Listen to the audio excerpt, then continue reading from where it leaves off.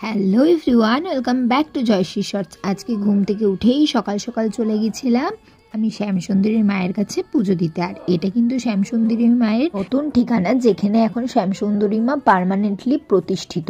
ওখানে গিয়ে দেখি দরজা এখনো বন্ধ, মায়ের দরজা এখনো খোলেনি, কারণ আমি গেছিলাম বিকালে, আর বিকাল 4টের সময় দরজা খোলে। তারপরে এখানে সবাই লাইন দিয়েছিল, আর আমি যেহেতু আগে আগেই গেছিলাম ওই জন্য তাড়াতাড়ি ঢুকতেও পেরেছি। এখানে কিন্তু মাকে বাচ্চা মেয়ে রূপে পুজো করা হয়। মায়ের কাছে কিন্তু এই ফার্স্ট টাইম না, আমি এর আগেও গেছি মায়ের কাছে। গিয়েই কিন্তু তারপরে আমি অঞ্জলি দিয়ে নিলাম, কিছুক্ষণ ওখানে বসে তারপর আবার বাড়ি আসলাম। বাড়ি এসেই গেছিলাম ডান্স ক্লাসে, আর গিয়ে দেখি আমার আর আদ্রির জন্য পিসি কেক নিয়ে এসছে।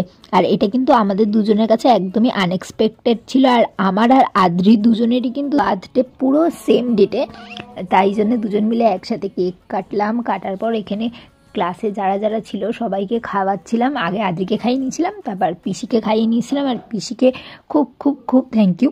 প্রতিবারই আমার আর আদ্রির জন্মদিন এভাবেই সেলিব্রেট করা হয়।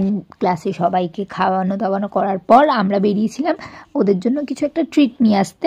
দেন সেগুলো নিয়ে আবার গেছিলাম পিসির বাড়িতে, নিয়ে গেছিলাম মোগলাই।